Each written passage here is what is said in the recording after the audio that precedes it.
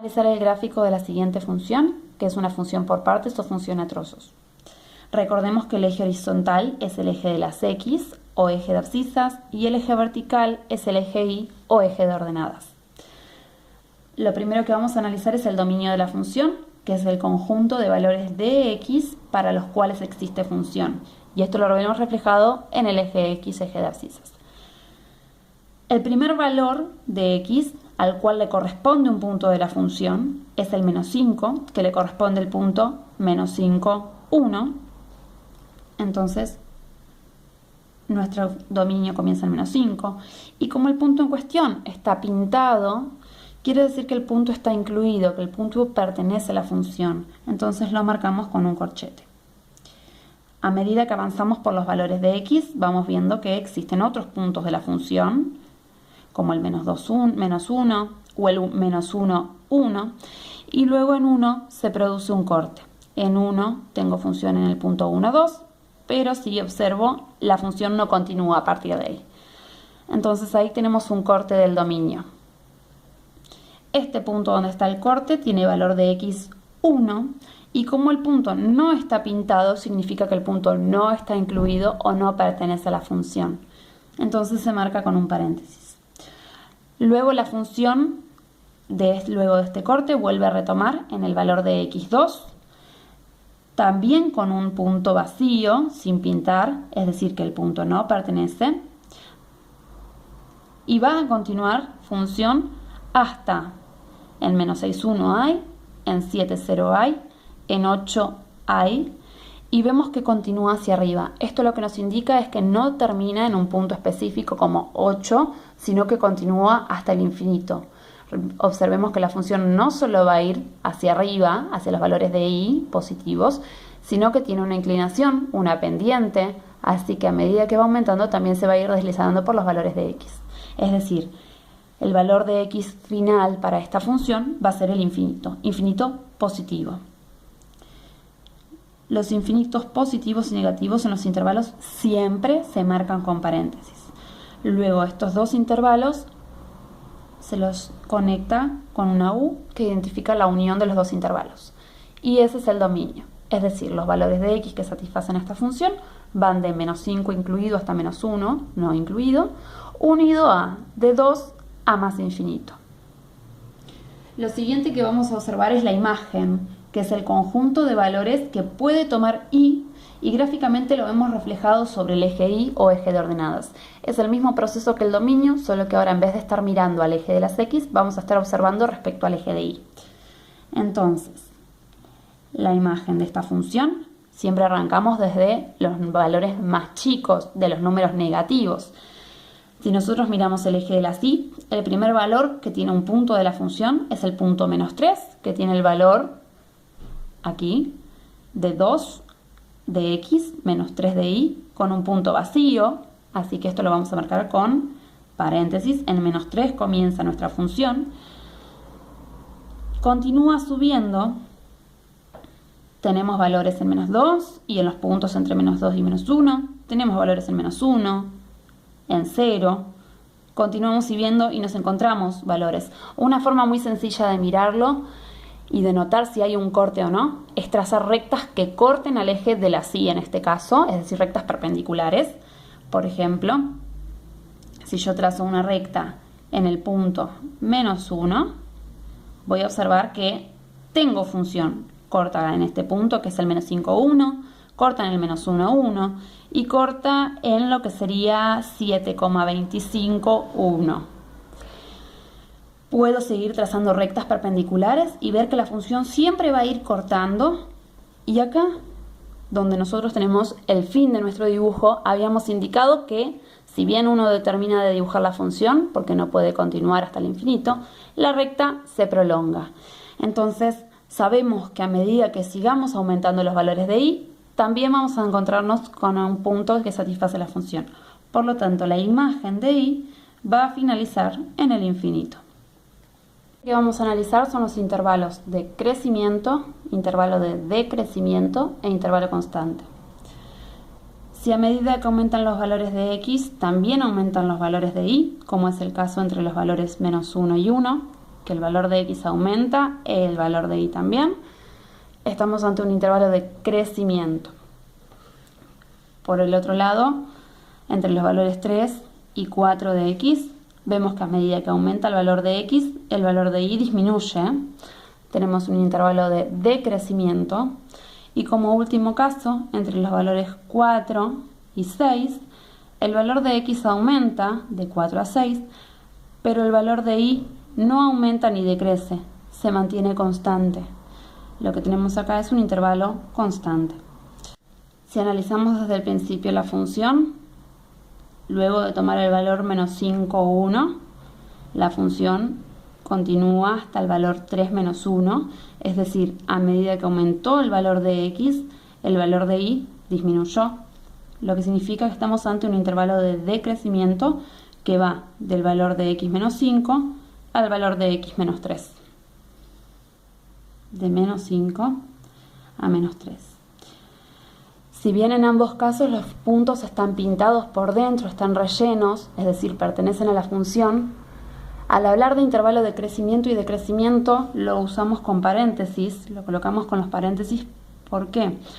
Porque no podemos decir que en el punto menos 5, 1 o en el punto menos 3, menos 1, en esos puntos crecen y decrecen. Sí crece y decrece en el intervalo, pero no en el punto en cuestión. Luego de ese corte, la función continúa de menos 3 a 2 con un ritmo constante, es decir, no crece ni decrece.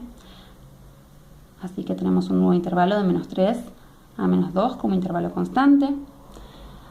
Luego de eso, entre el valor menos 2 y menos 1, la función, a medida que aumenta el valor de x, aumenta el valor de y.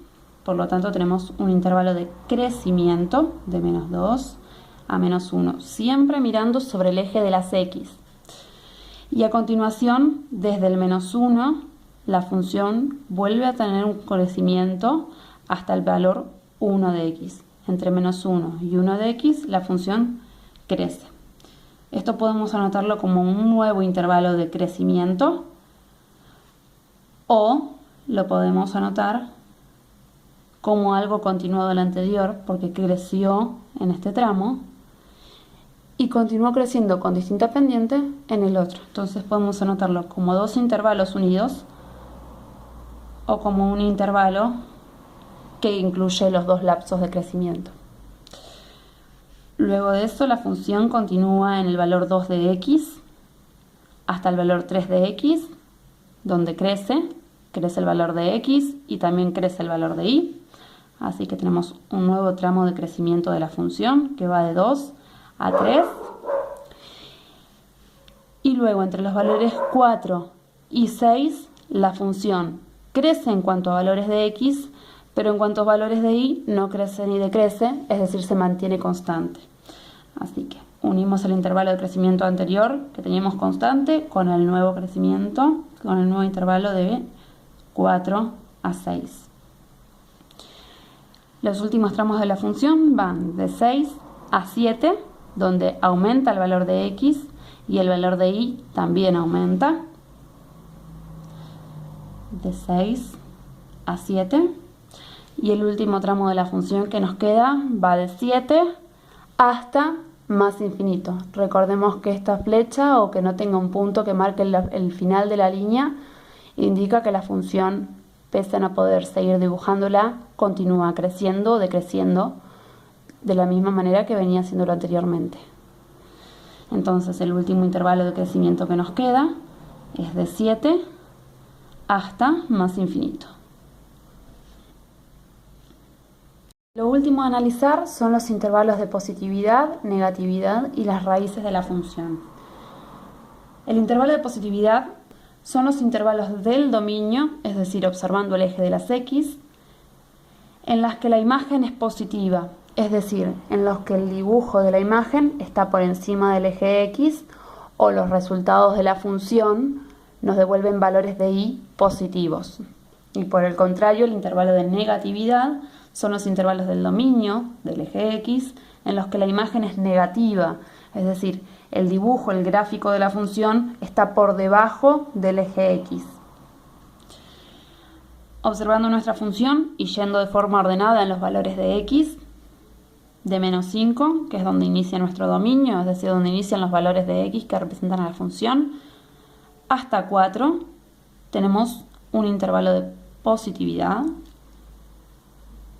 desde menos 5 hasta 4. El 4 en cuestión lo ponemos con paréntesis porque justamente en el punto 4 no está ni dentro de los valores ni positivos, es decir, no está por encima del valor del eje x, ni dentro de los valores negativos, es decir, por debajo del eje x, sino que está justamente en el eje x. Entonces, entre menos 5 y 4 tenemos una parte del intervalo de positividad. Luego la función vuelve a estar por encima del eje x, es decir, vuelve a tener valores de y positivos entre menos 1,5 hasta llegar al 1. Así que este intervalo lo unimos con el menos 1,5 hasta 1. Luego la función corta pasa al plano que pertenece debajo del eje de las x hasta llegar a 7, que vuelve a cruzar al lado de las y positivas, es decir, del eje de x para arriba, valores de y positivos. Así que nuestro intervalo va a continuar desde 7 a más infinito porque nuestra recta continúa hacia arriba. El intervalo de negatividad, es decir, cuando la función está por debajo del eje x, va a ser entre menos 4 y menos 1,5.